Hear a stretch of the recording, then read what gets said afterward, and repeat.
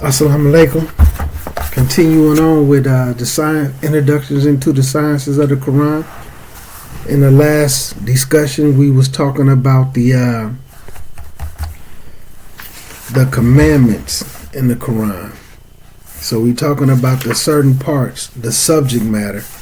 So we went through beliefs, what you should believe in.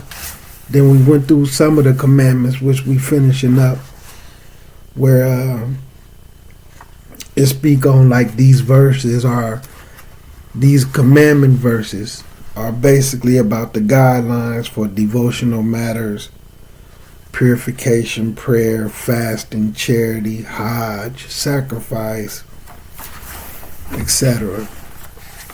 Then we about to get to we're gonna finish up the little part about the commandments. Then we got a little bit about the stories that's in the Quran, and then the parables. So I get through a lot of good stuff in here. Then the next little section is on whether a surah is Meccan, or they'll say Makki or Madani, which means whether it was in Mecca or Medina.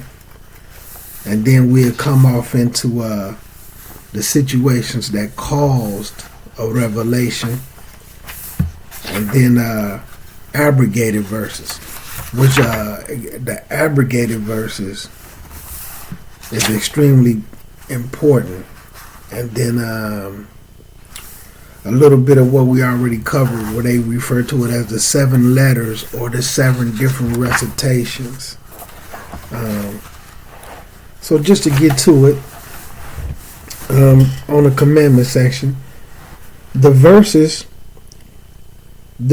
talk about civil transactions, discuss a wide range of subjects including marriage, divorce, paternity, inheritance, and family law.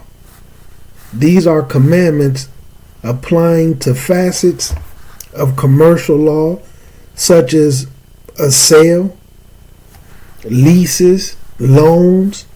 These are the verses that address issues related to criminal law, such as such as a murder, highway robbery, theft, drinking, adultery, and slanderous accusations. Other verses deal with matters related to civil law, justice, equality, evidence, consultation, personal rights, and freedoms. You see how that break that down? So it's showing how you had the civil transactions, right? Which include your marriage, your divorce, your paternity, your inheritance, and family law. And then you got your commercial law, which is sales, leases, and loans, right? Then you got your criminal law, such as murder, highway robbery, theft, drinking, adultery, slanderous accusations. And then you got the civil law, which speaks on justice, equality, evidence, what can be used as evidence, dalil, right? Consultation, personal rights, and freedoms. Alhamdulillah. So it's a lot to the Sharia. So when you look at this, and we spoke in one of the last lessons about how you may be whatever state, city, or country you live in, you may be a law-abiding citizen. You don't break any of the laws of your city, of your state, or your country, right? But you might break the laws of divorce in Islam. You might break the laws of nikah in Islam, right? You may be drinking, committing adultery, right? Slanderous accusations. These things can make you a criminal. You may not be just when it comes to civil issues in Islam. You may not show equality. You may try to put dalil in the wrong place. You might try to use something that's not evidence. So these things, so like we were saying in a previous discussion, breaking the laws of Sharia can make you a criminal, a mujrimun. So these is things we need to be able to look into our Quran and abstract these different laws and rules and regulations, the do's and the don'ts. And because you see how it's putting it in there for us. You got your civil transactions, you got your commercial law, you got your criminal law, then you got your civil law. So although the Quran does contain some detailed legal rulings, most legal verses deal with broader principles and concepts. The verses provide general guidelines on every topic of Islamic law. General guidelines of every topic in Islamic law, Sharia. The details then come into the excuse me. The details then come into the form of actions, statements, and tactical approvals. Well,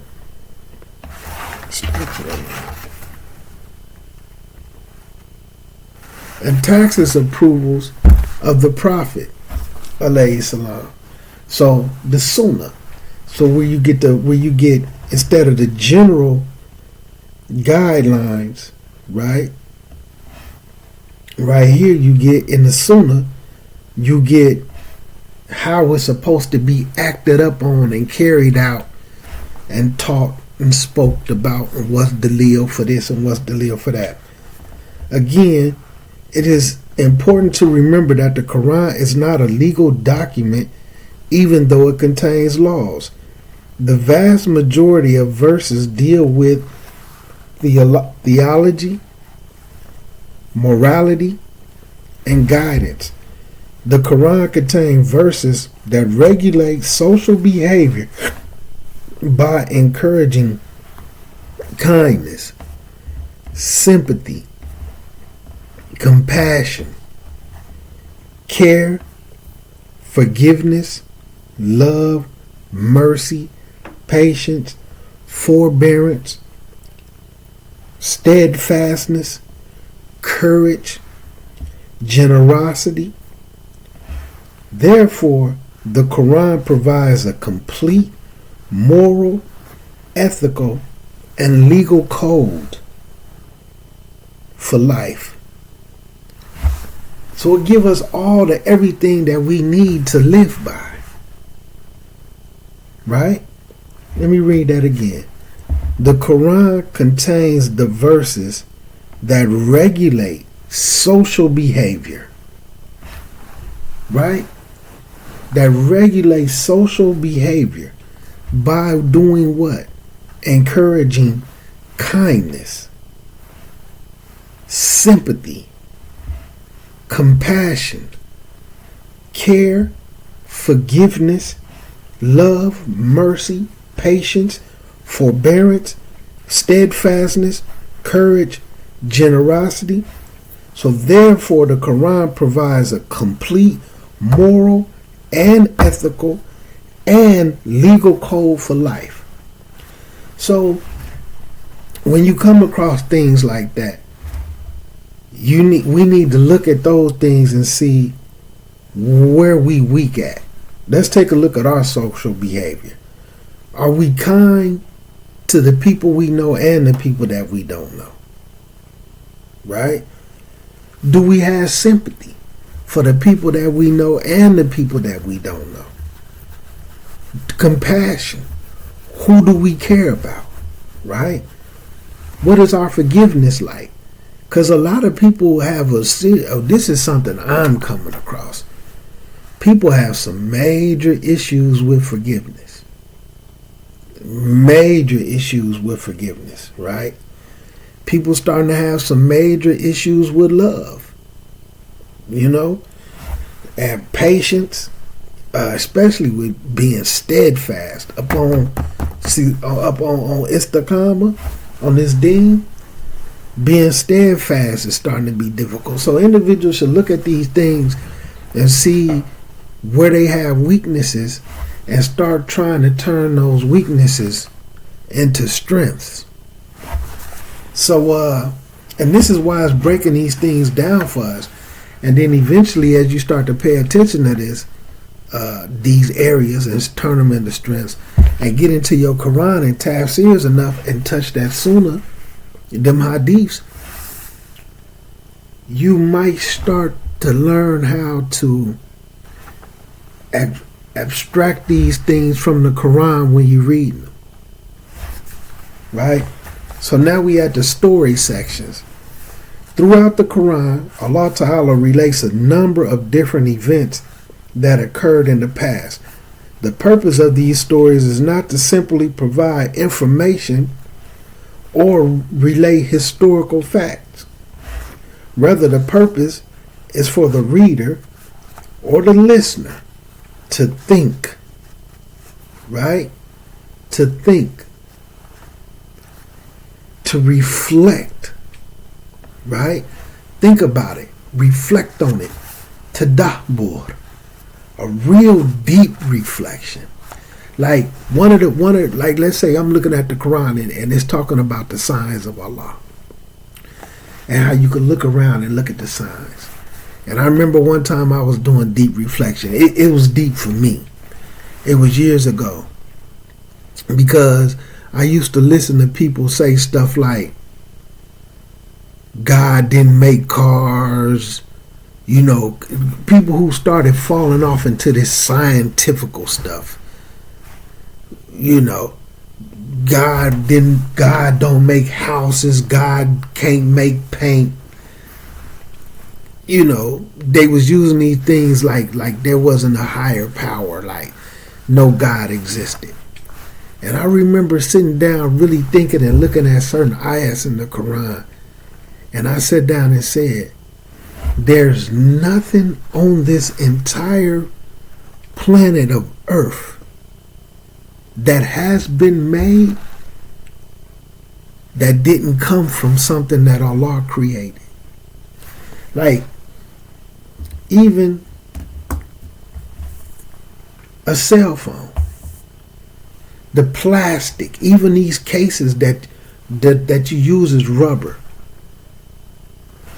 Some of this stuff that's inside of it, the copper wires and all this stuff, had to come from the earth, right?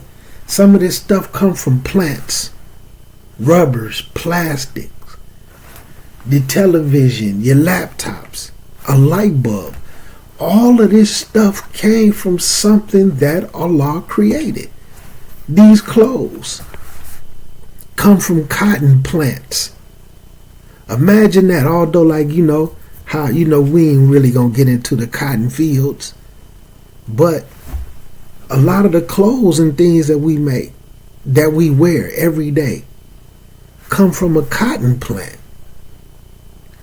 Your houses, your paint, your concrete structures, all this stuff had to come from something that Allah created.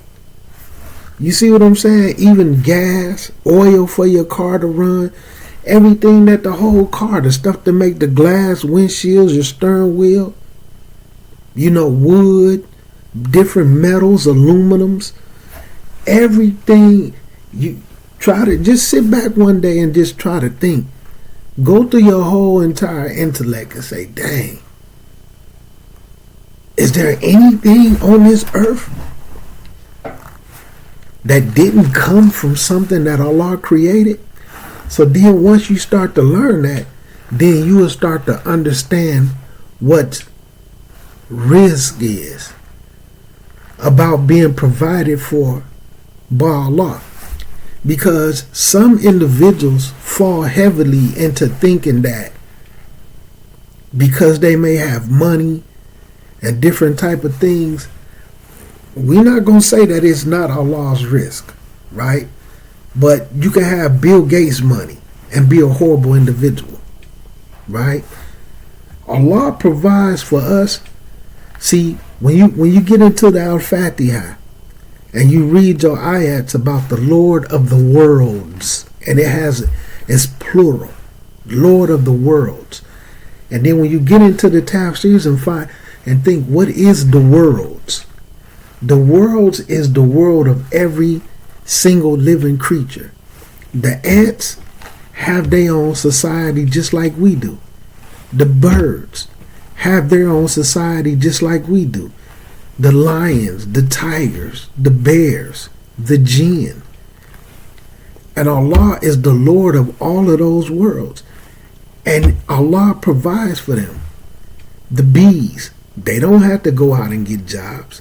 So before people started falling into capitalism and figured out that if they dangle material in front of people's face, glitz and glam, individuals will work their butt off for those glitz and glams. So they started developing a workforce to where people work themselves to death. But before that, you went out and hunted. You went out and fished. You went and got you some of these plants that was out here somewhere, and then took the seeds and planted your own personal garden in your backyard. And you ate. You see what I'm saying? You went over here to an abundance of forests and chopped down trees and built houses. Built you some shelter. That's Allah's risk. Now, due to Shaitan changing the nature that Allah created, people have capitalized off of that. So now, instead of you being able to grow your own apples, unless you got some good, plentiful, fertile soil somewhere in America, you got to go to the grocery store. You know, it ain't really no more fishing for your fish. You know what I mean? Like, you gonna go get everything from the grocery store. So, but those things, Allah provided those things for us for free. Think about that. That's part of Allah's provision. Just like when an ant, you know, just like the bird wake up, and then they go out there and get what they need to eat, and then it go look around and find some twigs and whatever it need, and it build itself some shelter for itself, for its family. Every animal, you know what I'm saying? Besides the ones that's been domesticated, you know what I'm saying? Even if you know people who got cats, if you leave that cat to be, it's gonna go out there and get food and shelter on its own. That's how life was for the human beings at one particular time. Allah provides everything for us that we need, all the way down to the point the roads that we drive down. All of that comes from something that Allah created. You can't escape it. Even if it's something that's come from water, even if it's something that you came up with and air blows through it to make the thing work, all the way down to the air. So these things, so when you start to do deep reflecting, and then this right here, like, these are the type of signs, like, without Allah, you can't get past the blessings of Allah. No way, shape, or form. Don't just be thankful that you got the job and you can go. You got things that money can buy, right? Just like I'm doing the thing on the Muslim home. Just the blessing of what a home is. You know what I'm saying? Like, some of the things we take for granted, having soft carpet in your home. This stuff came from things that Allah created. A soft bed to sleep on. To be able to go and take a nice shower, a nice hot bath, go to your sink and run you some water if you got good piping in your house, and make you a good cup of tea. Boil you some soup. Some of us don't look at those things. We look at the blessings from Allah because we got this job so that we can go and buy iPhones. You know what I'm saying? We look at material things as risk, and we just totally neglect the fact that the sun beams on us and we get vitamin D from it, stop us from freezing to death. You know, air. Like we take those type of things for granted. These things, this is part of Allah's risk. So continuing on. So with the stories, right? Just coming through it again. The listener should think, reflect, and derive practical morals and lessons. So get your morals, man. Use that Quran and navigate your way through that thing and develop yourself a moral compass. You know what I'm saying? You got to have a moral compass, because morality, well, being moral in this life is being lost, man. You know, it was a time when people had too much morals to walk around here butt naked. You know, we won't even get into that. But you gotta be able to dig through that Quran and look at some of those stories and develop a moral compass, right? And then tie that into developing that kindness, that sympathy, that compassion. You know what I'm saying? Develop that forgiveness, that patience, right? Stop being so self-serving. So, as Allah Ta'ala says, there was certainly in their stories a lessons for those of understanding. Never was the Quran a narration that was invented, made up, falsified. You see what I'm saying? Something just for the sake of being created to say, look what I done. But it was a confirmation of what was before it, and a detailed explanation of all things, all guidance, all mercy for people that believe, right? The Quran addresses stories and events of the part throughout the perspective of guidance. That is why it is very rare to find an entire story mentioned in the Quran from beginning to end with all the little details.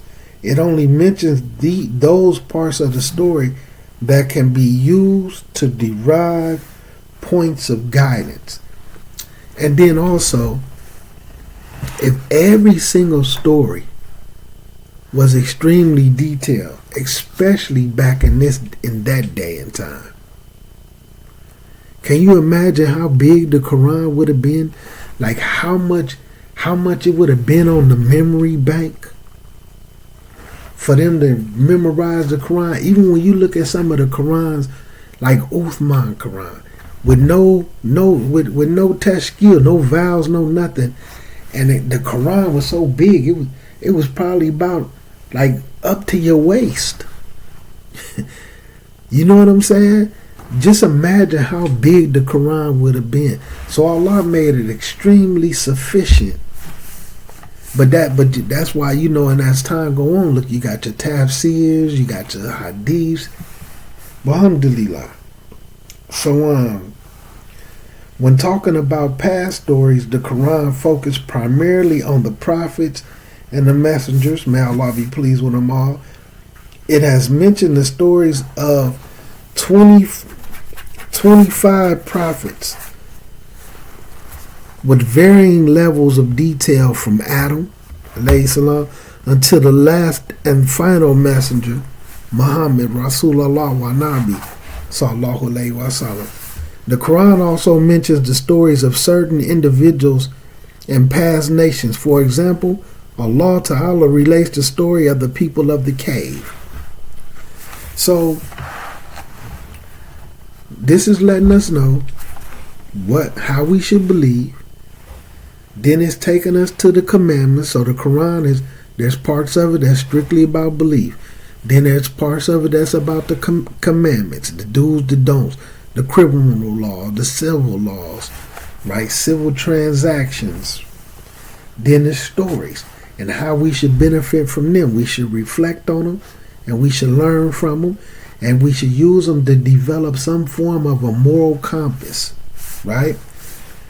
And so then it also has parables, which parables is stories. So it says here, a parable is defined as a story, allegorical story designed to illustrate or teach some truth, some religious principle, or a moral lesson. The word used for parable in Arabic is mathal, which is translated as an example, metaphor, or allegory. Allah Ta'ala uses parables throughout the Quran to illustrate or teach some truth, religious principles, and moral lessons.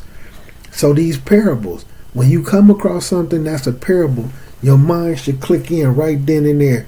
Okay, I really need to look into this and develop and see what's the truth in it, what's the religious principle in it, and what's the moral lesson that I should be getting from this parable, right? Allah Ta'ala says in Surah Al-Zumar, and we have certainly presented for the people in this Quran from every kind of example that they might remember. So you really not going to have no excuses, but this is to put that dhikr in your head from every kind of example, so that you'll remember, so that you'll be aware, that you'll be conscious, so that you'll develop that taqwa of Allah Azza wa Jal. For example, Allah Ta'ala says in Surah Ibrahim, do you not see how Allah makes comparisons, strikes parables? A good word is like a good tree whose root is firm and whose branches are high in the sky, yielding constant fruit. Listen to this. Allah says, a good word is like a good tree whose root is firm and whose branches are high in the sky, yielding constant fruit by the will of his Lord. Allah makes such comparisons, strikes such parables for people so that they may reflect. So imagine you speaking a good word, being on some good deeds, some good upright moral character. And this is a parable, man, that you should be able to learn from and reflect upon said parables to get those religious principles from it, right? So it says Allah makes such comparisons, strikes such parables for people so that they may reflect. In this verse, Allah Ta'ala is providing a parable to explain and clarify the concept of Iman, faith, right? Allah compares faith to a date palm. The good word is understood to be the declaration of faith. There is no deity worthy of worship except Allah, and Muhammad is his messenger. Sallallahu alayhi wa sallam. The roots of this statement are firmly planted in a believer's heart. The trunk of the tree is the declaration itself, and the branches high in the sky are the various actions and statements that are a result of one's faith. Allah explains faith, which is an abstract concept, by comparing it to a tree. So it's breaking down, it's giving us a parable to break down a parable, while at the same time giving us the religious principle and understanding of truth that we should be able to get from it. So we're in there, and then we're going to continue on in the next discussion on the Makki and Madani surahs, how you could tell them apart, why was this one revealed there, and different things like that. Assalamu alaikum rahmatullahi wa barakatuh.